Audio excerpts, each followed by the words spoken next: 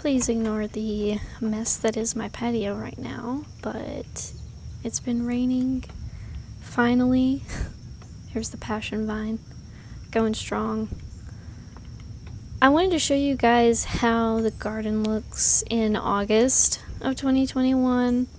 Since I showed you what April looks like, I figured now let me show you what August looks like.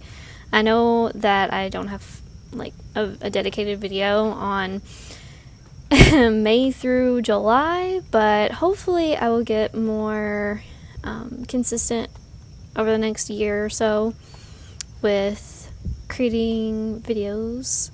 This is a voiceover actually. This is not, I'm not like talking while I'm walking around. I actually filmed that separately than the audio because I'm still not quite brave enough to like talk on the camera for like 20-30 minutes walking around my yard looking like I'm talking to myself in front of my neighbors. It's just not something I'm super like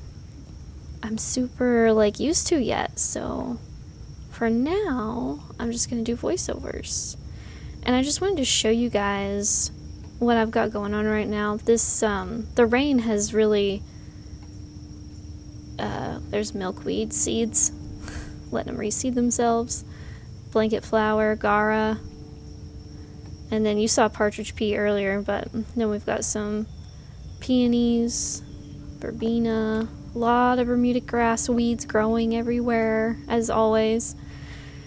So I just wanted to discuss what this year has been like compared to last year. So last year we had a very wet spring, and we had a flood, at least one. I think we might have had more than one flood in my general area. There was even a road closure because of the flooding. But this year there's just been drought in my particular neighborhood. And I'm not a lawn person at all, as you guys will discover as we talk about gardening together. But the grass has been very crunchy from lack of rain. So even though you're seeing this video on a day where it actually finally rained, this has not been the norm. This year has been very dry. Normally I just water things as I plant them, and then a little bit after that as they grow, if I grow them from seed, just to get them established, and then I can just let them go, because a lot of the plants I grow are native plants. Not all, but I do grow a lot of native plants now, and drought tolerant plants. So pretty much everything in my garden has to be drought tolerant or it won't survive, because I'm on a southeast facing hillside that is full sun. You can see the milkweed fell over in the rain, just toppled right over. So since I am on a very hot southeast facing hillside, I need the type of plants that can survive that, because I want a low maintenance garden. I want a wildlife garden. And has it been low maintenance? Not yet, but see, the goal is low maintenance in the long run, so I'm looking toward the future. There's a baby tulip poplar tree right there, and I will eventually have to remove it, but it breaks my heart to remove them because I love their foliage and they're native. And anyway, so here's some horseweed that I like to let grow, and there's a lacewing, which, if you don't know, lacewings are predators to aphids. So they're really good to have in the garden, and they're really cute too. I've got a mix of bee balm and lantana right here. The bee balm's native, the lantana is not. And over here I've got a mix, but I've got this really tall New York ironweed right here, and I love it. Do I kind of feel like it should be in a different spot? Kinda, but you know what?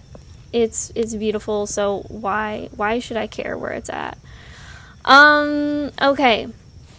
So, back to what I was talking about. There's some mountain mint and some tomato. Phlox. It's not technically low maintenance right now, but it's moving towards a low maintenance future. Let's put it that way. But the drought has really taken a toll on everything. Well, not everything, but it's really taken a toll on a lot of things. I think that might be an ironweed baby, but I'm not sure. And this crepe myrtle, look at the peeling bark on the crepe myrtle. It's looking really nice.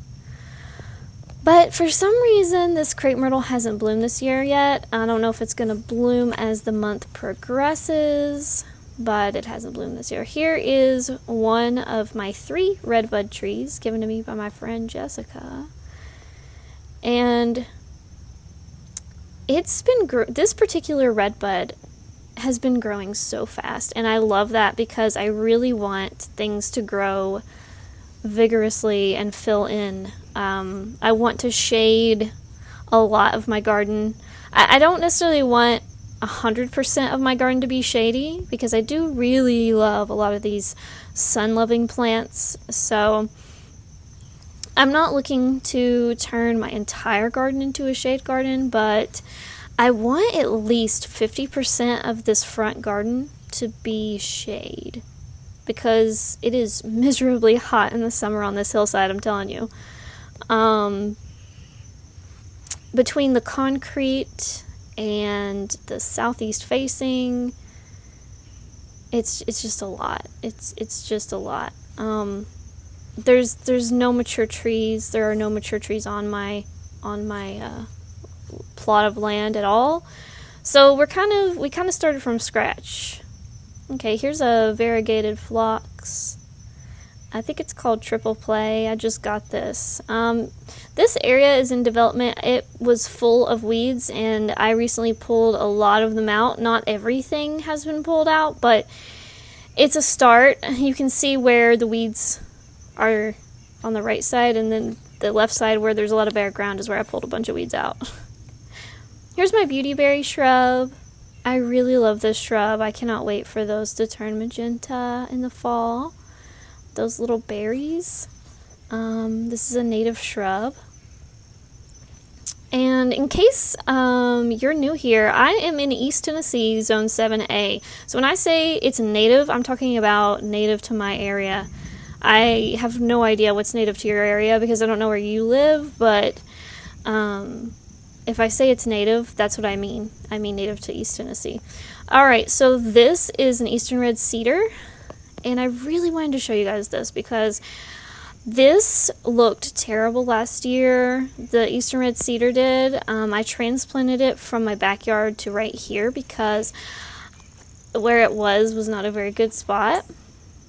Because my backyard is really small when it comes to like planting space.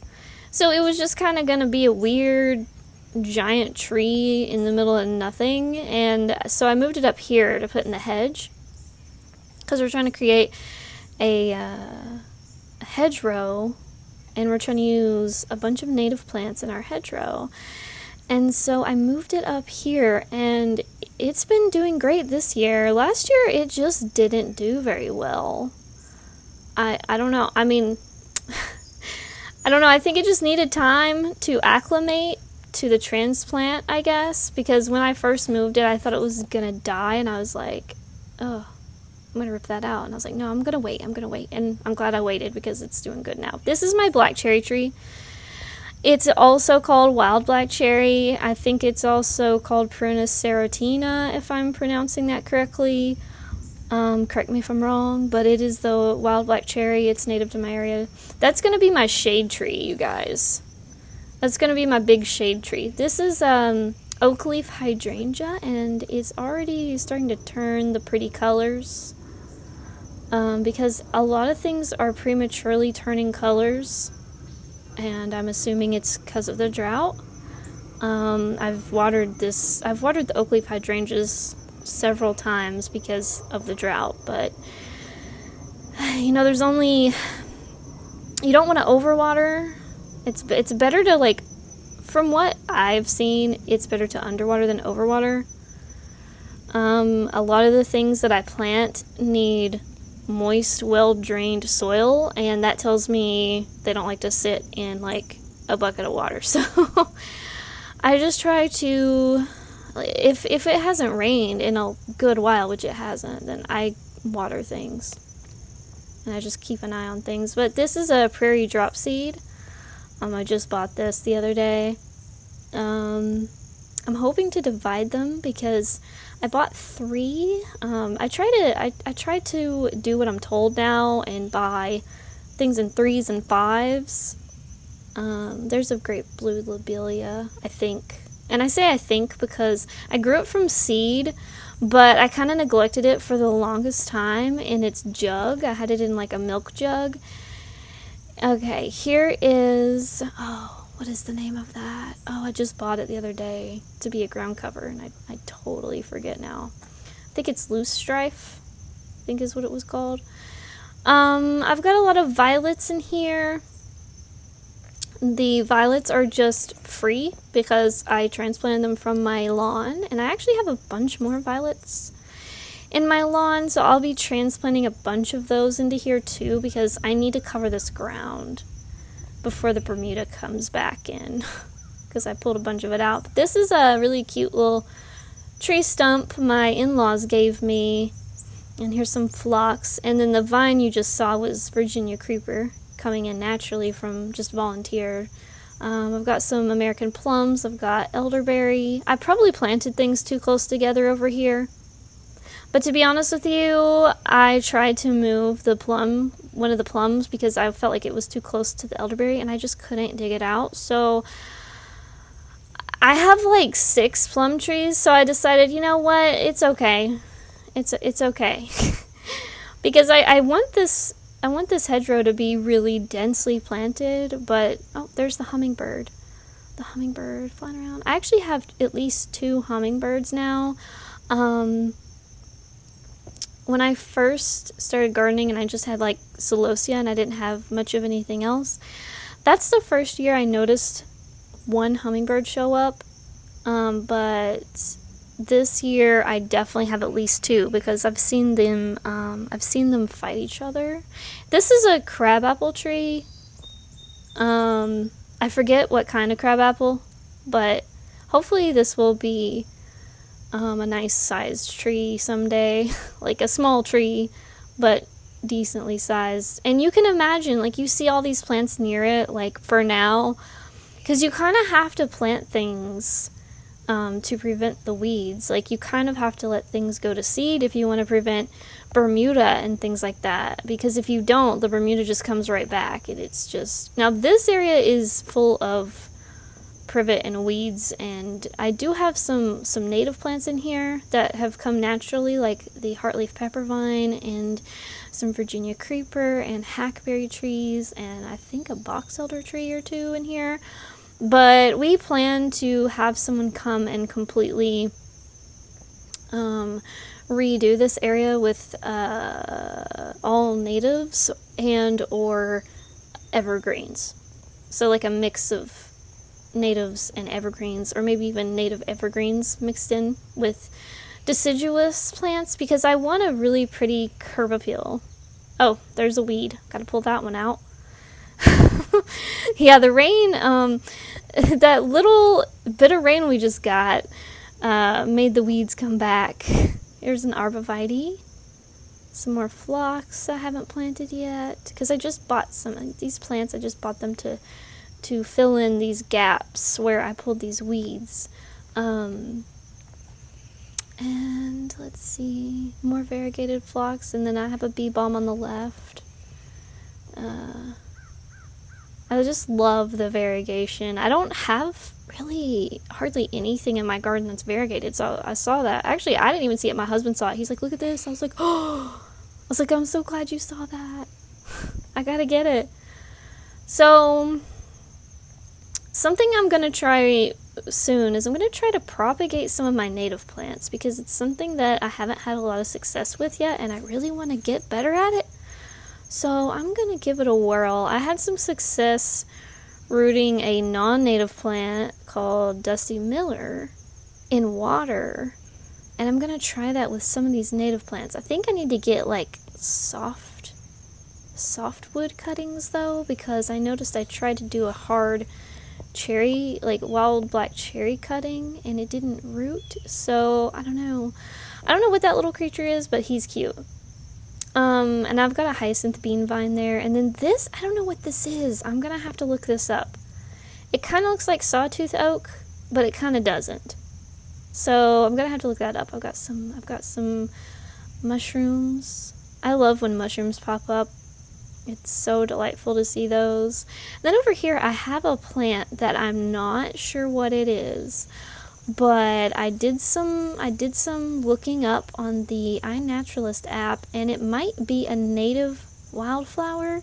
So I'm gonna let it grow a little bit before I decide whether or not to get rid of it or not, because it might actually be native, so we might want to keep it. And there's a little fly on it, just chilling. Oh, I don't know what happened there. Sorry about the turbulence.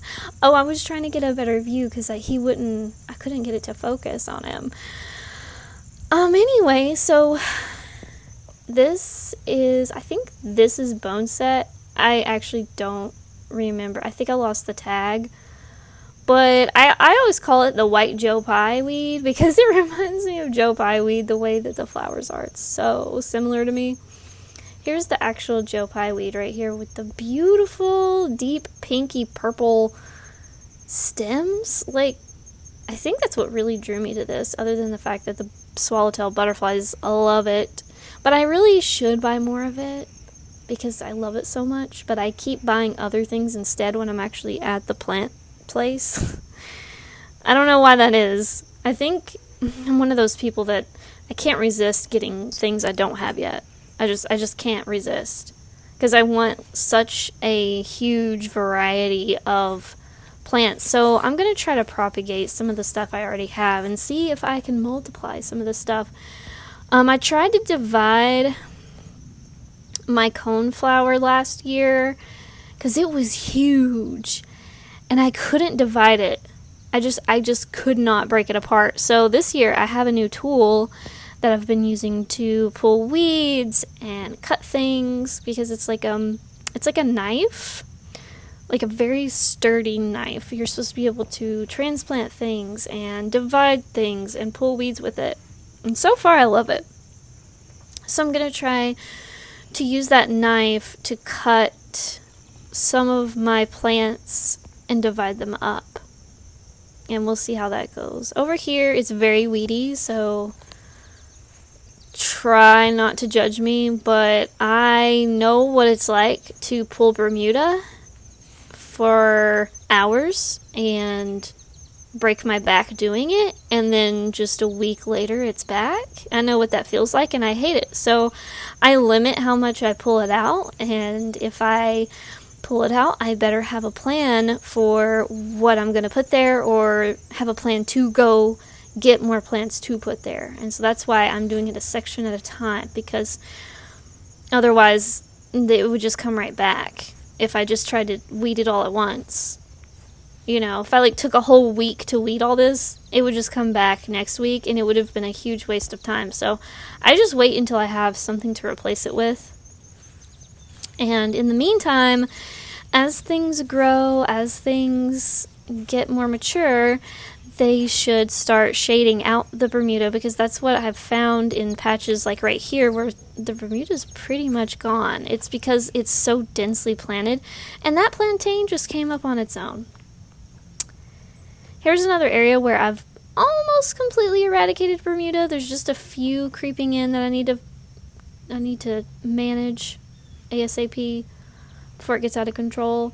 But it's just because I've let things go to seed. So when I let flowers and things that I actually want go to seed on their own, they take the place of the Bermuda. So it's just about, basically I find success when I start things indoors during the winter, or in jugs, and then plant them out in the spring, and then in the fall just don't deadhead pretty much anything. Just let it all go to seed so that it can just kind of multiply on its own and take the place of the weeds.